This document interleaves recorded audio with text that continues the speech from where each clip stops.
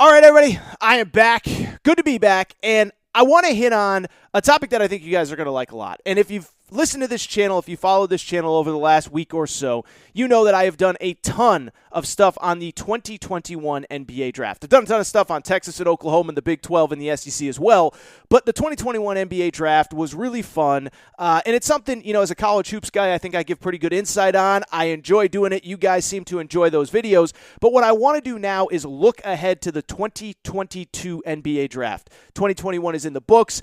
I know college hoops pretty well. I know a lot of the guys. You want to figure out who do I need to be watching, who do I need to be paying attention to this year. And then beyond that, we all just like to look ahead. We all like to know what's next, who to watch out for, what to pay attention to. And so let's get to my 2022 mock draft with the very obvious caveat being that a lot of stuff is going to change in the next year, and specifically this coming year. Remember, a lot of these guys that are listed here are going to be freshmen in college. Some of them did not play a senior year of high school basketball. We're going to have other guys develop within the college game. Guys are going to rise, guys are going to fall. But here is my top 14, my 2022 mock draft, looking ahead to next year, both in college basketball, but really the NBA draft.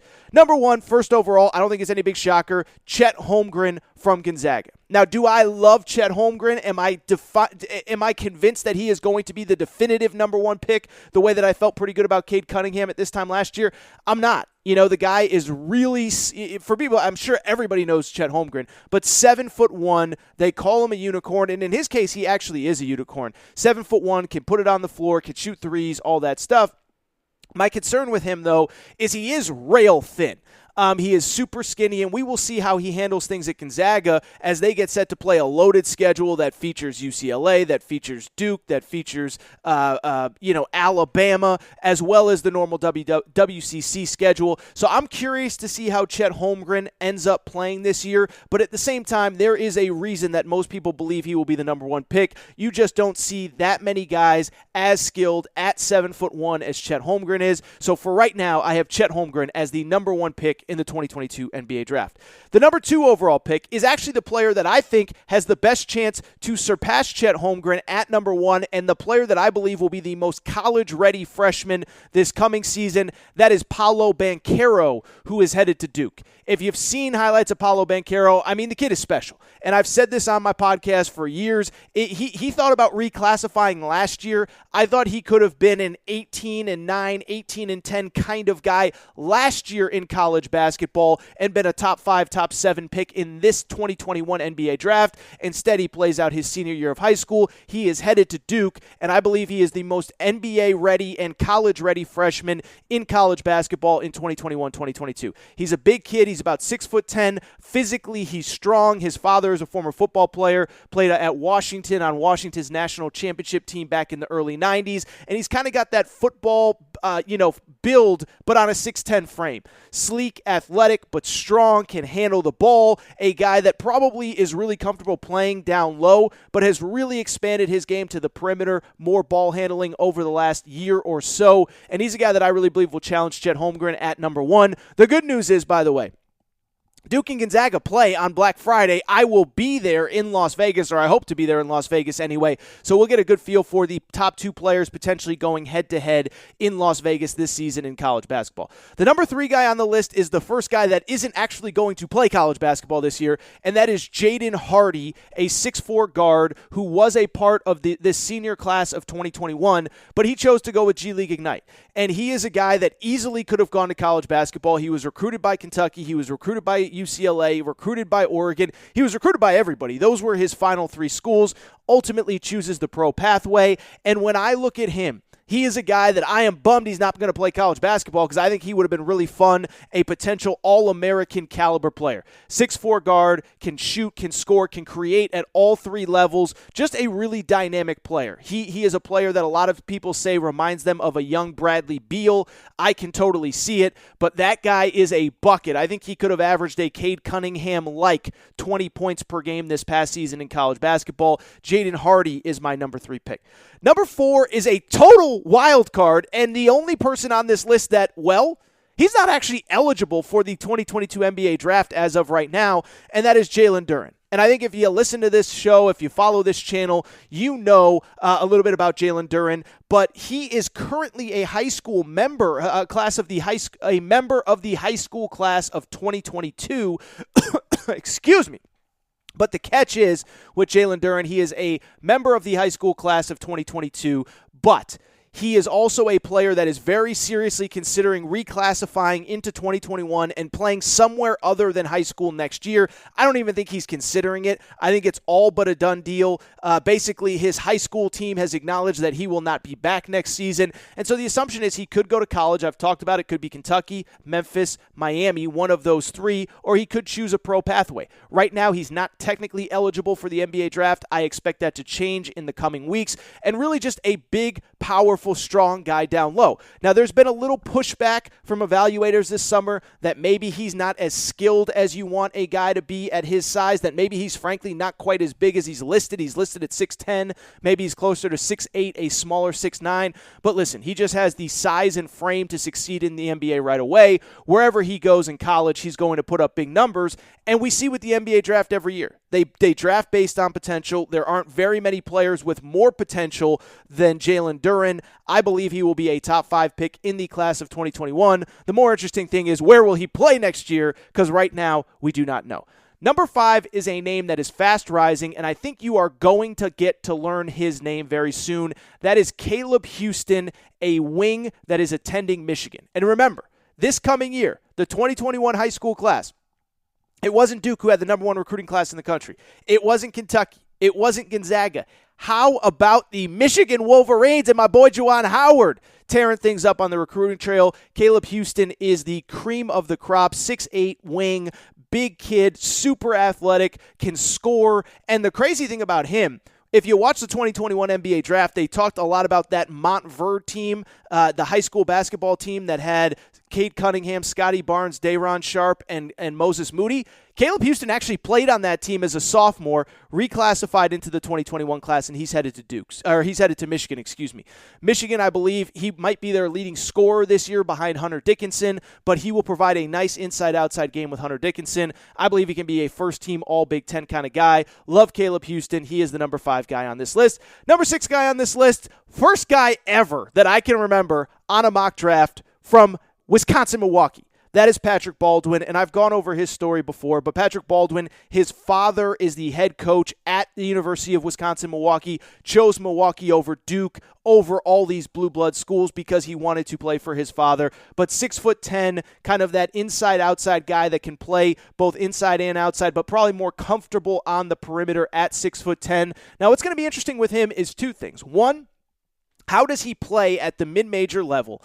And how do teams kind of react to him? And will that be held against him if he does not dominate? Because you would think if you're a lottery type talent going to the Horizon League, you would think that you should be averaging 25 a game and all that good stuff. But at the same time, it's no secret that his teammates probably aren't quite as good as he is, not quite as far along. And so how does he play, and do NBA teams hold it against him in the draft process next season? I still believe he's going to go top 6, top 7, top 8. I don't really worry about it that much, but it'll be fascinating to watch Patrick Baldwin at number 6. At number 7, the first player who is actually returning to college basketball that played college basketball in 2021, and that is Jaden Ivey, a guard from Purdue. And one thing with this list I always like to add extra college players to these types of lists, because I think the assumption is always, oh, it's the one and done guys, it's this, it's that. But as I said a minute ago, guys always emerge. Davion Mitchell emerged this year. Trey Murphy from Virginia emerged this year. You go through the list, Chris Duarte, nobody thought he was going to be a lottery pick this year. He was. And so Jaden Ivey's a guy that I think can make a big leap. He averaged 11 points per game as a freshman at Purdue last year.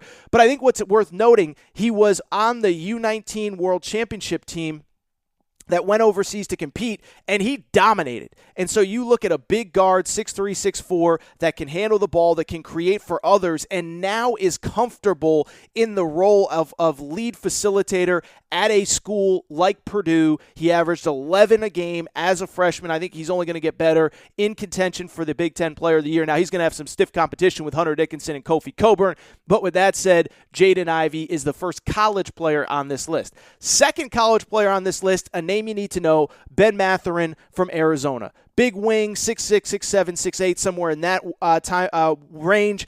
And another guy who averaged 11 points per game, was a solid three-point shooter this past season. And I'll tell you this, I know some folks that were at Arizona this past season, and they really thought if he had gone pro this past year, he could have been a late first-round pick. Now, what ended up happening was, even despite the coaching change, he didn't feel as though he was ready. He decided to come back, but he is just a guy with all the size, all the tools, and he is only going to get better going forward. Ben Mathurin at Arizona is a name that you absolutely need to know.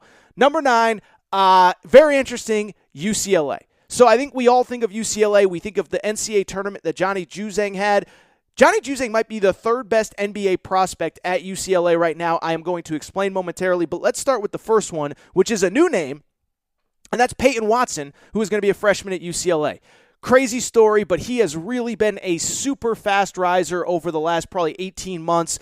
Barely had any Pac-12 offers at the beginning of the summer of his senior year, of his junior year of high school. Most of the Pac-12 gets interested. From there, the Kentuckys, the national schools start to reach out. He commits to UCLA, and he is by far their best draft prospect. Now, he has won. His high school season was very much shortened this past year. He played a game or two, but it was so late in the calendar that he just said, you know what, this does not make sense. I'm going to pull out. I'm going to get ready for college. He played on that U19 team as well, but big, athletic, needs to put on weight, but he is UCLA's best long-term NBA draft prospect, and I could see him going somewhere in the top 10. Staying with the UCLA theme, again, I know the assumption is that Johnny Juzang is the guy, but the guy that I have heard a ton about from NBA people over the last probably 3 months is Jaime Jaquez, their forward, who was a starter and second leading scorer during their NCAA tournament run.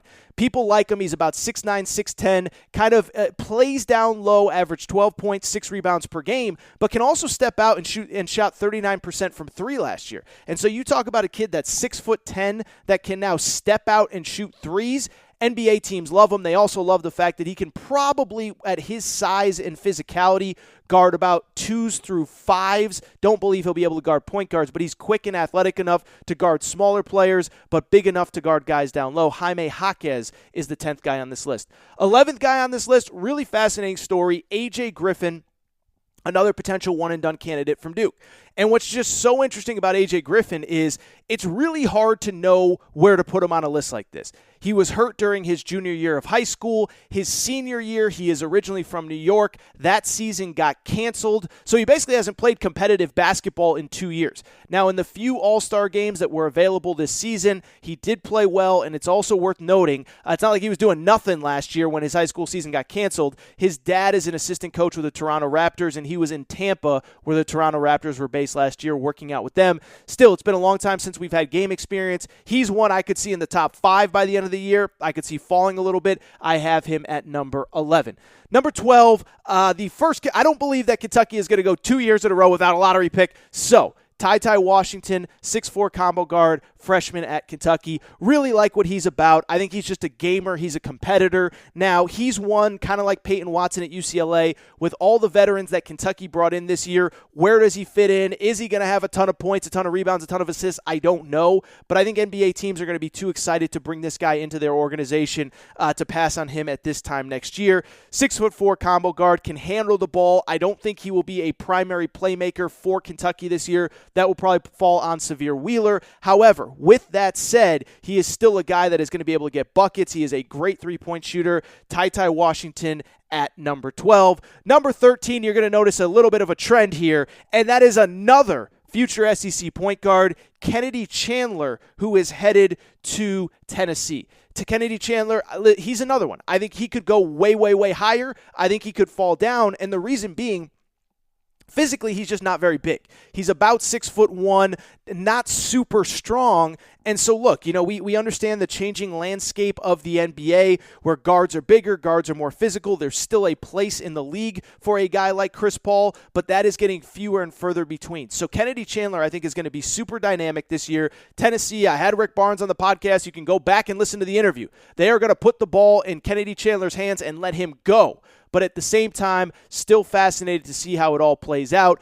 But Kennedy Chandler is number 13 on this list. Number 14, final one, J.D. Davison from Alabama. Really talented, really athletic guard. In Alabama, they have a bunch of NBA players, or they have a bunch of returning players, Javon Quinterly, Jaden Shackelford, on and on and on. But J.D. Davison is the best player with the most NBA upside, no different really than Josh Primo this last season.